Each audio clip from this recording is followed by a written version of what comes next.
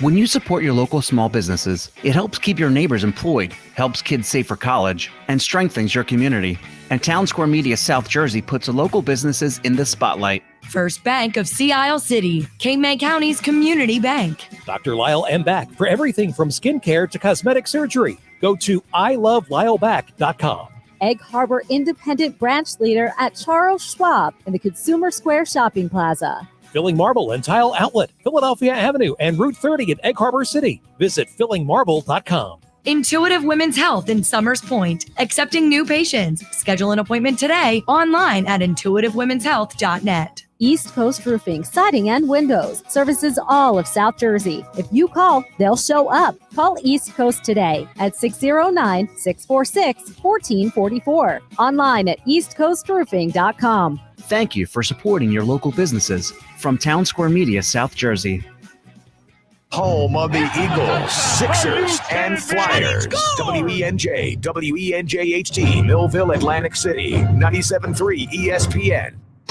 This is Game Night with Josh Hennig on 97.3 ESPN and the free mobile app. Now, live from the Matt Black Kia Studios. What a move! Here's Josh Hennig. Josh Hennig here on Game Night on 97.3 ESPN. Thursday night edition, NBA Finals Game 2. Tonight, you can hear all the action right here on 97.3 ESPN FM. We're also live for Game Night on the 97.3 ESPN mobile app, powered by First Bank of Sea Isle City. And we are live on Facebook, YouTube, and Twitter. Hello, everybody. Glad to have you guys on the show. We got a lot of NBA to get to tonight. We have Bryan Oringher, former NBA scout, will join us coming up at 6:20 to break down the NBA Finals Game 2. Also, we'll get into Danny Green's comments about Ben Simmons and the Sixers. Obviously, those comments have caused a bit of a stir today as they have come out. Plus, I'll give you my thoughts on the list of the Phillies. The Phillies lost last night again. They should have won. Your best pitchers on the mound, and you lost the game. Horrible job by the Phillies last night. So we'll get to that as well and more. Speaking of the 97.3 ESPN mobile app, if you have the 97.3 ESPN mobile app, you would have seen that I sent out an alert today.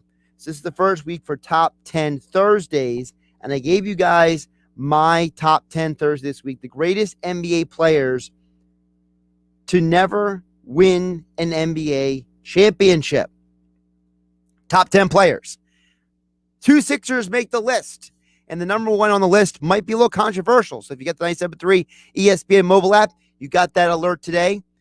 If you don't have the app, I don't know why, you should go down, download it. It's free, thanks to First Bank of Sea Isle City. You also go to 973ESPN.com to check out the full list right now. And you can argue with me about it right here on Game Night on 973 ESPN. We'll get to that list just a little bit later in the show. But I can't get away from these Danny Green comments because, look, I think very well of Danny Green first before this interview came out. And I don't think any less of him now, but I think that he does, he lacks some awareness, okay? John Clark on John Clark's podcast called Take Off, all right? John has a lot of big names in the area, obviously, because of the state of the world we're living in. A lot of people had to find new ways to grab interviews, and John has capitalized on that through the Take Off. He does a great job. You know, John's a good dude. But he asked Danny Green outright. I'm going to read you verbatim the question John asked, because I think part of the problem out there is that people are misinterpreting this interview. People are interpreting this interview with John Clark as this might have been John Clark's opinion. It's not John's opinion. It's all Danny Green, okay? And John didn't ask an incendiary question. You know what I mean? He didn't ask something that was going to trap him or anything like that. But here's the question. Clark, quote, do you think the crowd in Philly can have an effect on someone like Ben Simmons in those moments? Talking about the moments like the free throws in the playoff game. This was Danny Green's answer. For sure. It has an effect on everybody. I think it's something that needs to change in the city. Danny Green's on to say, I love our fans, but when things aren't going well, they can't turn on you. That's the one thing I would disagree with or dislike. Danny Green goes on to say, some guys use it as motivation. Some guys have a chip on their shoulder. But I think that needs to change. They need to be riding with us, Danny says, about the fans, regardless of how things are going. Now, Danny had a lot more to say than that. You know, you can go check out John Clark's podcast at some point if you want to hear it. It's a very long explanation beyond that. You know, he goes into this whole thing about his thoughts on the city and about fans being allowed back in the building and how that affected them and all this stuff. But here's the problem. And this is the problem for a lot of people in today's world. When you say something like that, you're saying it without a real understanding of a situation. Listen, fans are going to do what fans are going to do. And you can't sit there and be hurt or be unhappy or frustrated about how fans react to you, because all fans are doing is reacting in real time to what they're seeing. And if you as an athlete can't handle that, then guess what? Maybe you shouldn't be playing in that city, or maybe you need to go and take that as motivation, as Danny Green said. The problem is that it's becoming more and more apparent that there are some athletes, there are some people who just can't handle a tough environment. Either they're too soft, either they're dealing with too much emotional and mental turmoil, or whatever the reason is. Whether it is a reflection of the person's character or a reflection of something else, the solution isn't that the fans need to ride with you, Danny, regardless of everything. I think part of the problem here is that Danny Green doesn't understand that the problem isn't the fans. The problem is Ben Simmons. If Ben Simmons was so negatively impacted by the fans, by the city, by the press, by social media, and that's a Ben Simmons problem. That's not a fan problem. That's not a media problem. That's a Ben Simmons problem. You guys heard me talk about this already on GameNight. I talked about this for 3-4 weeks now, or whenever the Sixers season ended. It feels like a century ago at this point. It was so long ago. I told you, Ben Simmons needs to go see a psychologist, a shrink, a pastor. He needs to find a Bible. He needs to do something to get his mind in a better place. I don't know what it is, but he needs something. He either needs to find Jesus or Dr. Phil. He needs to find one of them, because there were times that Ben Simmons had a look on his face during that Hawks series that was disconcerting to me, the viewer, watching on the television screen. And if Ben Simmons is that negatively impacted, then Ben needs to get that taken care of. The problem is that everything that's happened since the end of the season has made things worse for Ben. I don't think there is a more hated person in the city of Philadelphia right now, except for Howie Roseman, when it comes to Ben Simmons. I think the city is going to keep turning on him more and more, because what has he done since he left town, since the series ended? He bought himself a new house on the other side of the country, and he's being seen out on social media locking lips with his latest girlfriend. Now, can Ben Simmons buy a house wherever he wants? Sure. Go for it, Ben. You got money. I'm not going to tell you what to do with your money. Is he allowed to be going out with his girlfriend and having a good time? Sure. I don't hold that against him. But here's the problem. Optics. We've talked about this numerous times here on 97.3 ESPN. Perception becomes reality. If it looks like you don't care, if it looks like you're indifferent, if it looks like you're not engaged, that's reality. It doesn't matter if it's all not true. It's on you to not put a negative image out there of yourself. It doesn't matter if you're a professional athlete. It doesn't matter if you're a politician. It doesn't matter if you're a celebrity like in Hollywood, if you're an actor, if you're a businessman, a business owner, whoever you are.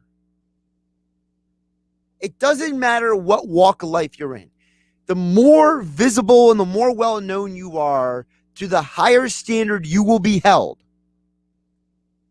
And it's not about the 1, 2, or 5 people who heckle you on social media or bother you here and there. It's about the majority. And right now, the majority of the Sixers fan base looks at Ben Simmons in disgust. Now listen, Danny Green's right about one thing. The crowd can affect people. And I don't think the patronizing cheers of the Sixer fans when Ben Simmons would shoot free throws was helping the situation. I don't think the basically very just immature attitude of some of the fans is helping the situation, okay? You know, the fans who are like trade Ben Simmons for a bag of basketballs, or the fans who, you know, sit there and cheer when he scores or when he makes a free throw or when he shoots a three, that's not helping the situation. And that's where what Danny Green said is right. But Danny took it too far. Danny needs to understand that if Ben Simmons can't take the heat, he needs to get out of the kitchen, he needs to leave the restaurant, and he needs to go find a new place to work. Because Philadelphia and other cities are not changing just because Ben Simmons may be feeling a certain way.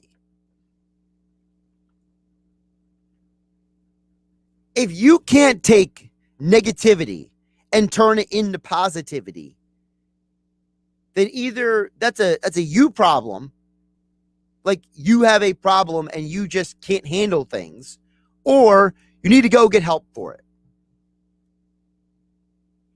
Josh Hennig here on Game Night on 97.3 ESPN. Text board is open, 609-403-0973. Here on 97.3 ESPN FM, the 97.3 ESPN mobile app powered by First Bank of Seattle City.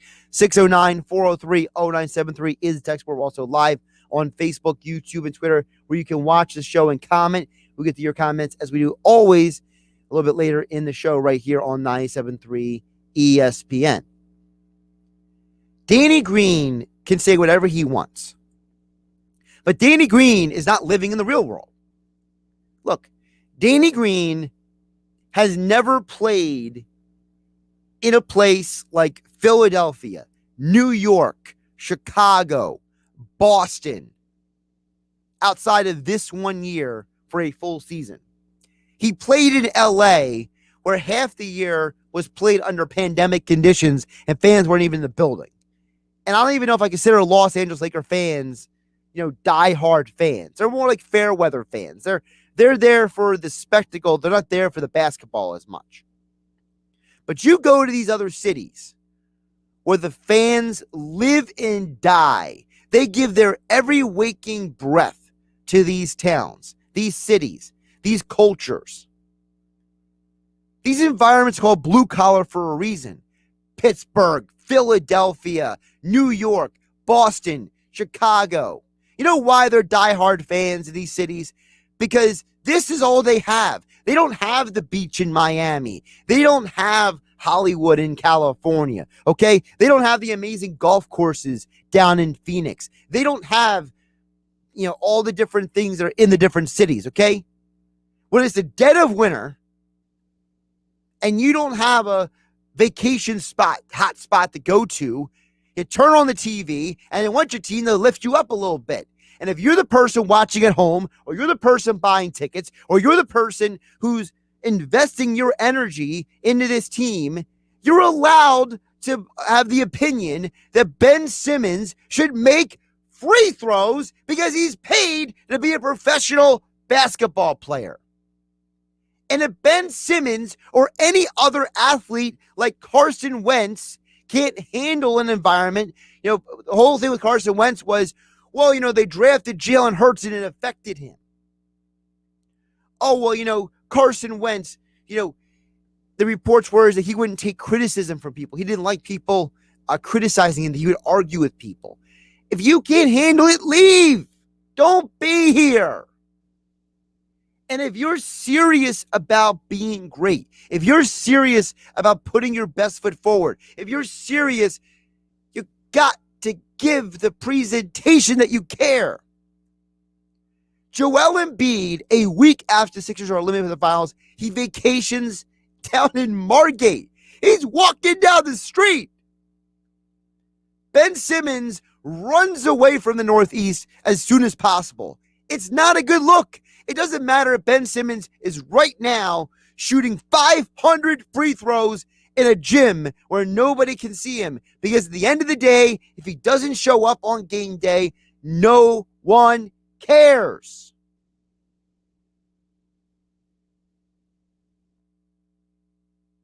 Josh Hennig here on Game Night on 97.3 ESPN. All right, we'll get to you guys' thoughts and comments a little bit later. Coming up this hour, 609-403-0973 is the text board. 609-403-0973. We're also live on Facebook, YouTube, and Twitter. You can comment on the stream as well. Coming up next, we'll break down NBA Finals Game 2, Bucks versus Suns. You can hear all the action right here on 97.3 ESPN FM. Coverage begins at 8 p.m. tonight. Before we get there, we are going to talk with Bryan Oringher, former NBA scout. He will break down what is going on with the Bucks' horrible defense, with Giannis Antetokounmpo, with Chris Paul's legacy, all of that and more right here on Game Night with yours truly, Josh Hennig, on 97.3 ESPN FM. We are live on Facebook, YouTube, and Twitter, and the 97.3 ESPN mobile app. It is free thanks to First Bank of Sea City. And if you have the 97.3 ESPN mobile app, you were the first to see my latest piece, Top 10 Thursday, this week's piece, the greatest NBA players to never win an NBA championship. 2 Sixers made the list, and you might not like who was number 1. Go check it out over at 97.3ESPN.com, the 97.3 ESPN mobile app. The NBA playoffs continue. Paul gets fouled, spins to the basket, scores! Chris Paul and the Suns win Game 1 in Phoenix. Can the Bucks bounce back and get the split on the road? Or will the Suns keep on rolling? The box of chocolates. You never know what you're going to get from the Milwaukee Bucks. Game 2 of the Bucks and Suns. Coverage begins tonight at 8 Eastern on ESPN Radio. The NBA Finals, exclusively on 97.3 ESPN FM, South Jersey's sports leader. On some models excludes Corvette with GM financing, excludes prior sales. See dealer for details. By now, most people know that nobody beats a Bennett Chevrolet deal. Because when you buy a new Chevy from Bennett, you pay the same as any GM supplier employee pays. That's right, not 1 cent more. Plus, Bennett gives you all the rebates that can add up to 25% off MSRP. That's up to 25% off. And of course, Bennett Chevy has 0% financing available. Think about all the ways you save at Bennett Chevrolet. Plus, right now, we want your trade. So we're paying a minimum $7,000 for any clunker. You heard right, a minimum $7,000 towards any pre-owned in stock. Nobody pays more than Bennett. You can imagine how much more we'll pay for a good trade. And there's more. You'll never feel any sales pressure and never waste time with stressful negotiating because our non-commissioned sales staff is paid on your satisfaction, not how much you spend. Nobody beats Bennett Chevrolet, and we mean nobody. Find new roads at Bennett Chevy at Hubbard Township and BennettChevy.com. In the said for Law 9.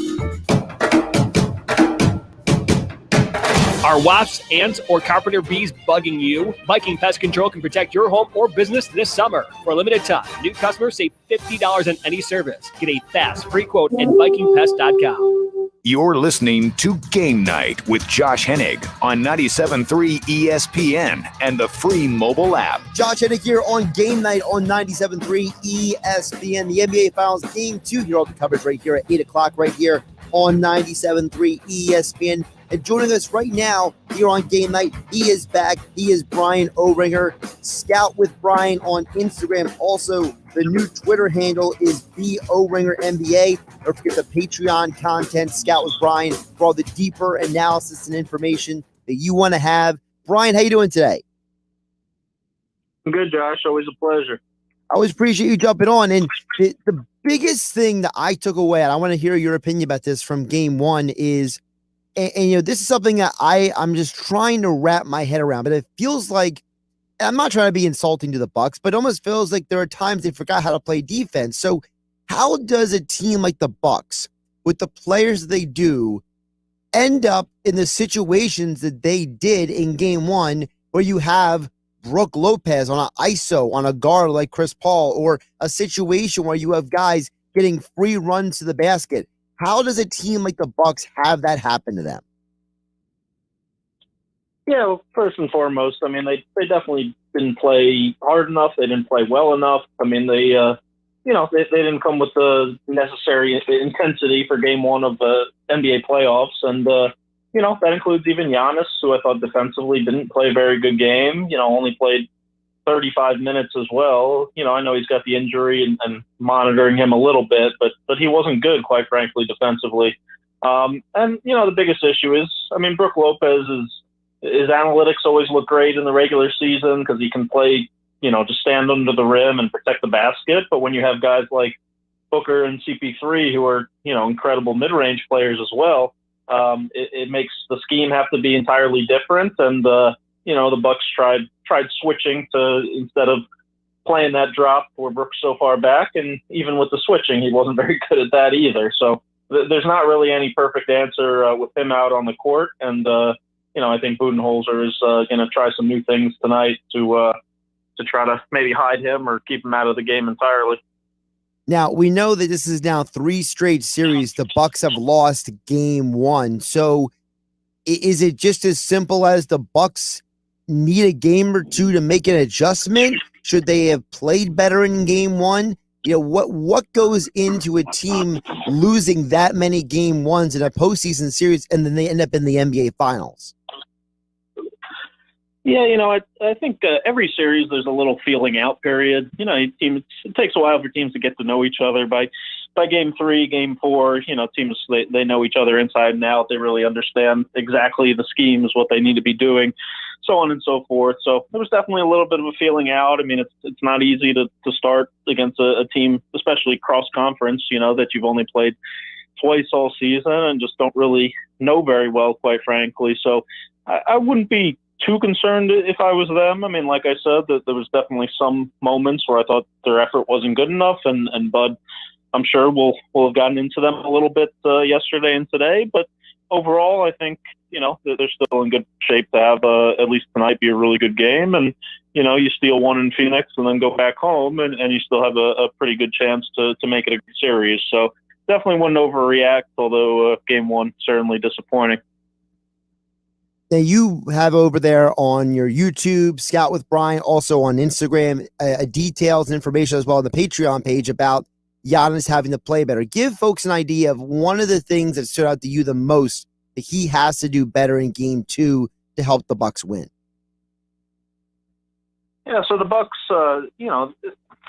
their strategy with him defensively is usually to put him on somebody who's not very consequential. Like, he was guarding Torrey Craig a lot when he came in the game. He was guarding Mikal Bridges. And they do that so that he can be a help defender, go block shots at the rim. But the issue was he wasn't doing that. And on top of that, he had a couple just inexcusable defensive plays where he, fell asleep on Bridges and gave him threes that he had no business getting, quite frankly. So I think when he's guarding Torrey Craig, if he keeps guarding Torrey Craig, he needs to be a lot more active, helping, being in the paint, taking away at least Cam Payne's layups. And if he's guarding Bridges, then he needs to be more focused and locked in and make sure Bridges doesn't get his threes. But basically, he was doing, playing both the wrong way, and that's not nearly good enough. And gave up a lot of points to the Suns that they shouldn't have been getting, on top of the tough Chris Paul and Devin Booker buckets, which sometimes you can't really do anything about. What you just described, though, doesn't sound like a guy who won the Defensive Player of the Year. So are they using Giannis differently in the playoffs now? Should he never have won the Defensive Player a couple of years ago? Like, what is the deal with that?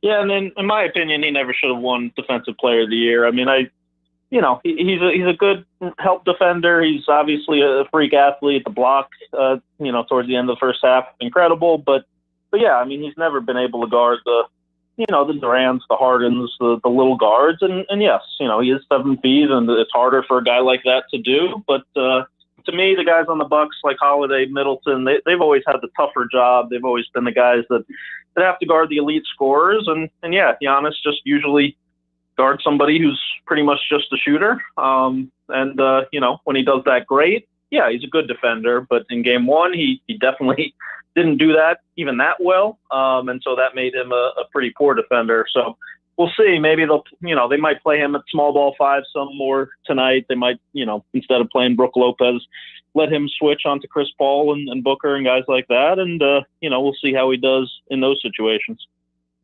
Bryan Oringher joining us here on Game Night on 97.3 ESPN. Scout with Bryan on Instagram, the Scout with Bryan podcast, Scout with Bryan on YouTube. And don't forget the new Twitter handle, BOringer NBA on Twitter for all of your NBA analysis. Joining us here to talk about the NBA Finals. Now, on the Sun side of the floor, to me, what I thought was amazing was that they missed one free throw. They outscored Milwaukee just disproportionately. It was ridiculous how good they were. Just give the foul, but making those foul shots. It seemed to me that for as great as Chris Paul played in the game, which he did, I'm not doubting that, but it seemed like as a team, they had a strategy and it played out very well. Yeah, I think, like I said, that you're going to have to live with some Booker, some Chris Paul, tough buckets. That's what they do. They're going to take tough, long twos, and if they make a bunch of them, you tip your cap. But they can't also get beat by Cam Payne off the bench, by Cam Johnson. I thought the two of them were great. Like I said, Bridges got a couple inexcusable threes from Giannis that he shouldn't have, been able to get off. And then, yeah, I mean, like you mentioned, I know Bud was harping on the free throw disparity and trying to work the refs between games a little bit. Certainly, they shot a ton of them. But yeah, it helps when you got Aiden, who's a 76% free throw shooter in the regular season. That's a big deal compared to a guy like Giannis, who doesn't really, make his free throws typically. So Aiden going 6 of 6 was big. Booker going 10 of 10, obviously a huge deal. And getting hurt by those two guys in particular off the bench, really was a poor recipe for Milwaukee. Yeah, Budenholzer can complain all he wants, but his team still went 9 for 16 from the foul line. So that doesn't change whether the refs are calling a foul or not. But you mentioned Cam Payne, Bryan. I want to ask you, he's obviously going to get a nice deal this offseason. He won't be in Phoenix probably next year. But what is he? Is he another Terry Rozier? Did he actually be like a good serviceable point guard somewhere else? Like what do you project him to be after this series is done when he hits free agency? I mean, I think this is pretty much what he is. And I think, honestly, even if he took a little bit less money, I think it'd be smart to stay right there in that exact same role. Because, he's a guy that's bounced around his whole career and always been a talented kid, but never could really find his place. And, Phoenix and Monty have been great to him. And, he's a guy who comes in 10, 15 minutes a game and just is a bucket, quite frankly. So, no, I'm not convinced, especially with his size and being a poor defender, not an outstanding passer or anything like that. I don't think he's a starting point guard in the league, but I think he's just a perfect spark plug, microwave type player off the bench. And it's a perfect role for him. And, he's really thrived under Monty and Chris Paul's impact as well. Could this series just come down simply to the point where the home teams just end up winning every game in the series and it goes 7 games? Is that potentially the kind of series we're expecting to see?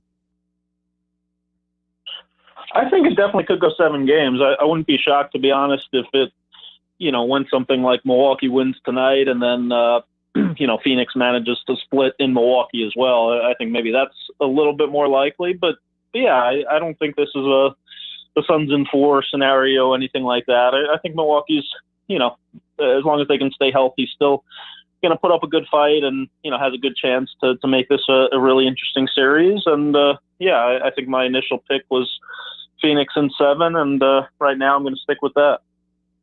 Bryan Oringher joining us here on Game Night on 97.3 ESPN. Scout with Bryan on Instagram, the Scout with Bryan podcast, Scout with Bryan on YouTube, also B. Oringher NBA on Twitter for all of his deeper NBA analysis. Go check out the Patreon as well, Scout with Bryan. That's Bryan. You want to go check him out.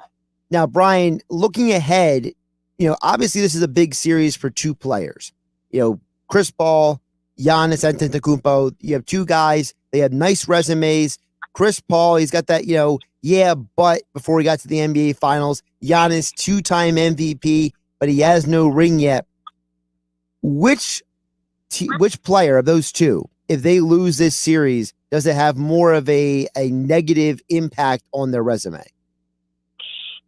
I mean, I hate those narratives, and I hope the media, is understanding that honestly, it's no small feat to be the second team standing, and just to make a playoffs, much less the finals, is a heck of an accomplishment. But I think Chris Paul probably will hear it a little more just because of his age, and obviously Giannis will potentially have a lot more chances to get there. I think we also. At times kind of wrote the Bucks off, and everybody, said Bud was getting tired for sure. And, then they keep, like you said, losing these game 1s, being down in playoff series, and then finding a way to battle back.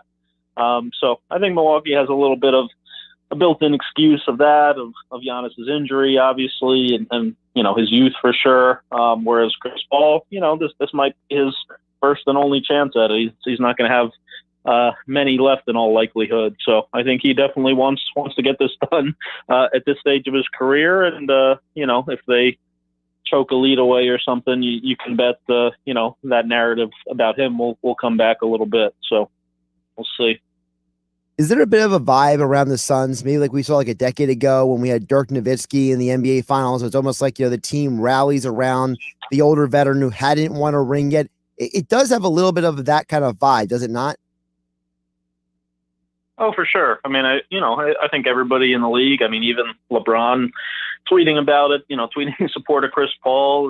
There's a lot of guys in the league who are rooting for him, who, either played with him or just respect the incredible greatness he's brought to the position. A bunch of people that think he might even, be the best point guard of all time. And yeah, it's a fun team to root for, when you've got obviously another blossoming superstar in Book, a young kid in Aiden who's, everybody talks about Luka and Trey all season, but he's, the first one of them to make a finals, and is a 20-20 guy in his first game. He's been tremendous. So yeah, I think the big 3 is pretty incredible there. And definitely rooting for Chris Paul at this point in his career to get that validation of a ring that he's chased for a long time. He's Bryan Oringher. Make sure you follow him on Instagram, Scout with Bryan, the Scout with Bryan podcast, available where all podcasts are available. Also, video analysis on YouTube. You want the deeper analysis, jump on the Patreon, Scout with Bryan. And of course, check out his new Twitter handle at B. Oringher NBA on Twitter. And he joined us right here on Game Night on 97.3 ESPN. Bryan, great stuff. I look forward to the game tonight. Thanks, Josh. Really appreciate it. Josh Hennig back here on 97.3 ESPN. Great stuff from Bryan Oringher, as always. Always appreciate him jumping on, giving his insights. Before we hit the break, before we get to your guys' thoughts and comments, next text board is open, 609-403-0973. We're also live on Facebook, YouTube, and Twitter. I see comments. We got Bryan and RJ over on YouTube. I have Angel over there on the text board at 609-403-0973. We get to all your guys' comments coming up on the other side. Couple of quick takeaways from what Bryan said. First of all, I thought what he said about Giannis was actually amazing, like in a bad way, because if Giannis is winning a Defensive Player of the Year as primarily a help defender who his team keeps off of some of the best players in the league, and then we saw Giannis not guard Kevin Durant in the biggest moments. We saw Giannis not guard the most important players who are wing players who are either his size or whatever in a series. You really have to wonder,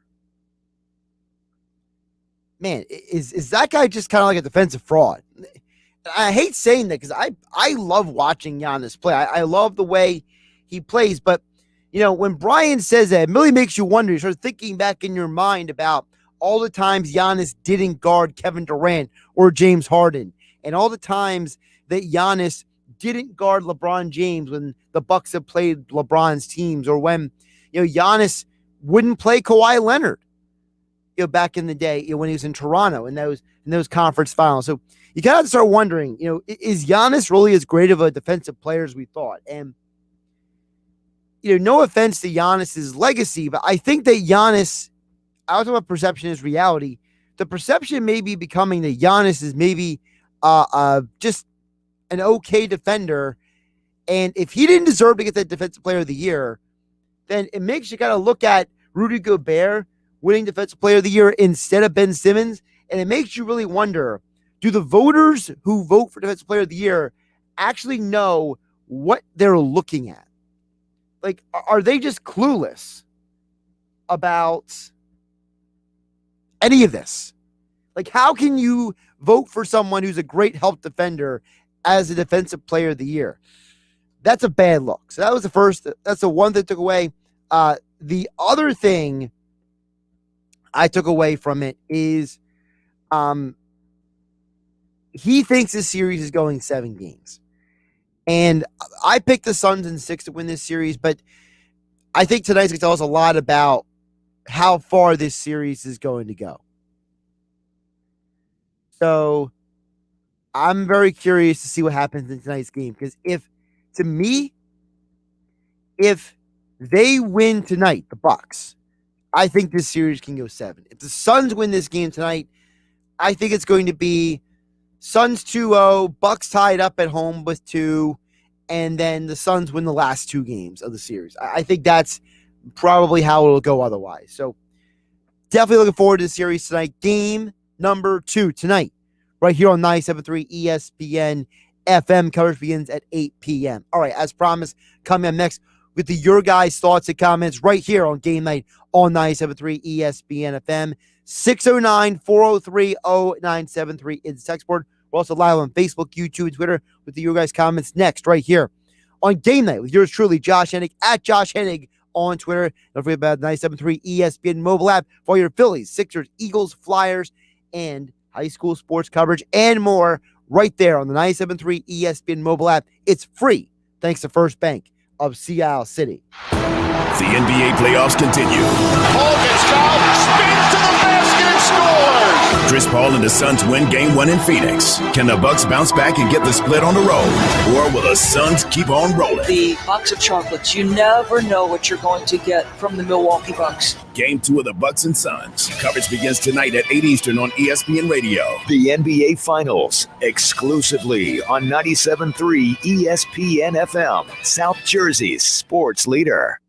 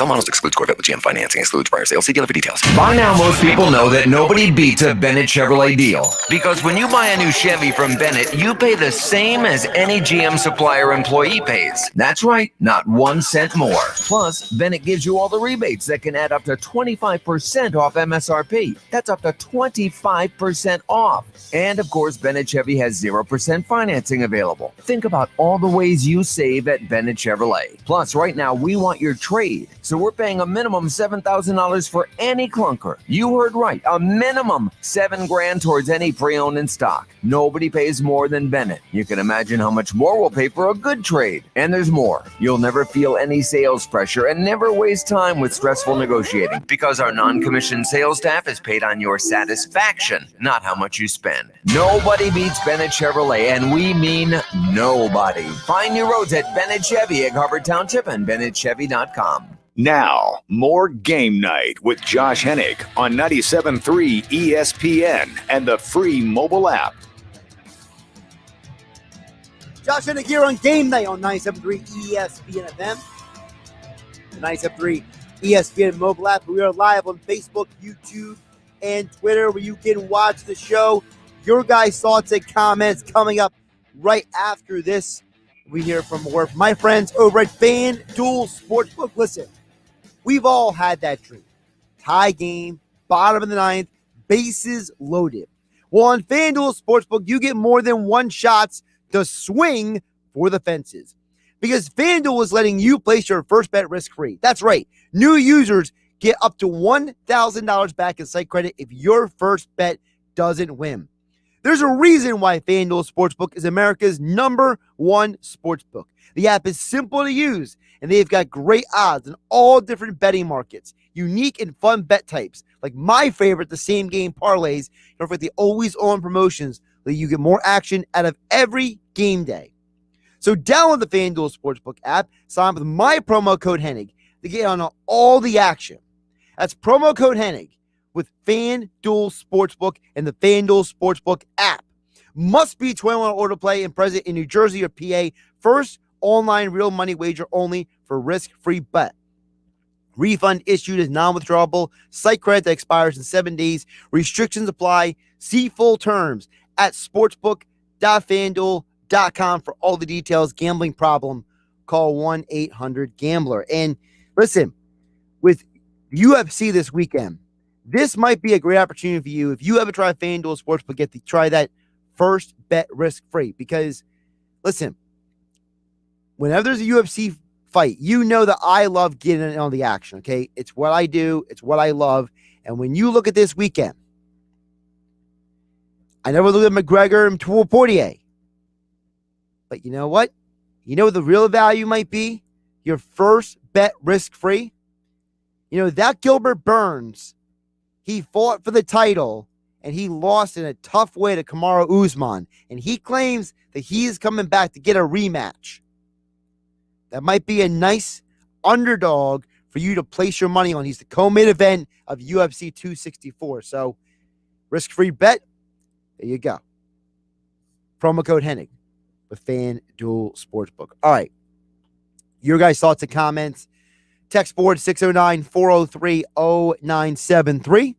Also, we're live on Facebook, YouTube, and Twitter. You can watch the show. You're on the conversation.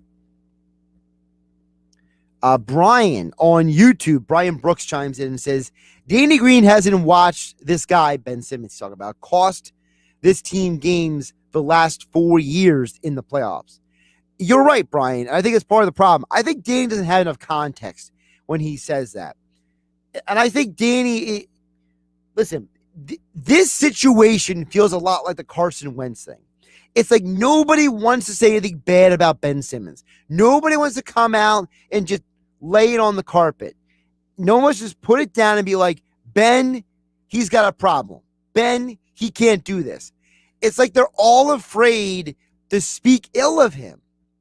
Look, I just heard Doug Peterson this week on Sirius XM give the most pathetic and lame explanation for what happened last year. He's not employed by the Eagles anymore. He doesn't owe them anything. But yet he wouldn't just come out and say, hey, my quarterback stunk. He led the league in interceptions, and that probably lost us about 3 games. So, you want to know why we had a bad year? Quarterback's part of it. He refused to. He blamed everything on injuries. Everything. Like the players on the field had no responsibility for what happened last year. And I feel like Danny Green and these other guys are in the same boat. Nobody wants to say anything bad about Carson Wentz. They all tiptoe around it. They all don't want to say the reality. I feel like Danny Green's doing the same thing with Ben Simmons. These guys are afraid to say anything negative about the guy. They're so worried about his feelings and what he thinks, and they don't want to hurt him. This world is too full of too many people who care what other people think. You got to live your life. You got to do your job. And if you can't handle criticism, then maybe you need to change careers. Maybe you need to turn off your phone. You got to do whatever it takes to either get away from the heat or handle the heat better. One or the other. And by the way, that's what I love what RJ says over here on YouTube. We're live on Facebook, YouTube, and Twitter here on Game Night on 97.3 ESPN FM and the 97.3 ESPN mobile app powered by First Bank of Seattle City. RJ Lucas chimes in and says, Danny Green wants us to baby a grown man. Not happening, bud. RJ, you're right. At some point, Ben Simmons needs to grow up. He is, as you said, a grown man. He is in his mid-20s, 24 years old? He's not 12. He's not 14. We're not talking about a kid who's underage, who's still figuring life out, doesn't know better. If Ben Simmons doesn't have a thick enough skin by now to handle things, then he needs to be gone. You got to be done with it. This is why I'm all for Ben Simmons being traded. Because Ben Simmons, I don't think, will ever come of age in a Sixers uniform. And I think that nobody wants to admit that the environment in Philadelphia is too limiting. It's not forcing him to grow. They protect him too much. They worry about his feelings too much. It doesn't matter what. It's not a Philly thing. This is where I think Danny Green really misconstrues this. Danny Green has never played in an NBA city before Philadelphia that is as passionate as these fans are. You go to Boston, you go to New York, Philly, you go to Chicago, you go to these big cities that are not laissez-faire about their fan base, about their sports, who are diehard passionate. You go to Alabama for football, the Bama-Auburn game. If Ben Simmons was on one of the other teams, he'd probably cry for the snap of the first snap of the ball because people would be saying mean things to him. Is that what we're worried about, Danny? Oh, well, you got to be riding with us. They were riding with you. They packed the building every single night. You were there. As soon as they were allowed back in the building, they all came with their masks, packed the building, screamed as loud as you could. But Danny, your teammates, when you got injured, couldn't get the job done. That's not the fans' fault. That's not anyone's fault but the players. Ben Simmons and the other players on the floor couldn't get the job done without Danny Green on the court. Danny, that's not the fans' fault. Ben Simmons is never going to meet his potential in a Sixers uniform. That's my opinion, and I'm sticking with it. Now, over on the text board at 609-403-0973, Angel and Violin chimes in and says, trade Ben Simmons for Julius Randle in a first-round pick. Angel, I am not doing that trade. That's throwing away an asset. Ben Simmons is a 3-time All-Star. Ben Simmons is a 2-time NBA first-team All-Defense. I am not trading him for Julius Randle and a first-round pick. Julius Randle and Tobias Harris basically play the same position. And Tobias Harris is the better version of Julius Randle. Julius Randle choked for the Knicks in the Hawks series. You want that guy? You want the Sixers to acquire a guy who choked in the postseason and a first-round pick for Ben Simmons, a guy who's a 3-time All-Star. 3 times he's been an All-Star. No, I am not making that deal at all, ever, nada, no way. You want to tell me you get CJ McCollum? We could have a conversation. You want to tell me you're going to get somebody or a couple, but the one rumor out there is De'Aaron Fox and Buddy Hield for Ben Simmons. All right, I can work with that. Because De'Aaron Fox and Buddy Hield are young enough that I can be like, all right, they can still develop into things. I've seen Buddy Hield and De'Aaron Fox make clutch shots, right? Julius Randle, I saw choke in the postseason. I have zero interest in Julius Randle. CJ McCollum, I've seen him make big shots in big moments. All I have in my mind right now is Julius Randle choking in the postseason. So I'm going to trade a guy who is an elite defender who can't make free throws for a player who can't play defense or play offense in the postseason. No thanks. I'm out on that trade. Josh Hennig here on Game Night on 97.3 ESPN. I love when people throw out trade scenarios because I love running it through my own reaction, getting it in real time. Nah. By the way, one more comment from RJ over there watching on YouTube. He says, every fan knows a player's ceiling by the 5th year of their career. Yes and no. I think that's not 100% accurate. I think that, listen, I wrote about this at 973ESPN.com. Steve Nash is a guy who really didn't know what Steve was until he was 27 years old. That's his 6th season in the league. And Steve Nash didn't even average double-digit assists until he was 30 years old, 3 years later. So don't be stuck on a specific time frame. I think I know what Ben Simmons is now, and I know what he could be if he actually gave a darn. Or if he actually wanted to go see a psychologist and get help. Instead, he's running away from Philadelphia and going to buy a house. All right, Josh Hennig, this is Game Night. Thanks, everybody, for chiming in. Thanks to Bryan Oringher for joining the show. Game 2, Suns-Bucks tonight, 8 p.m.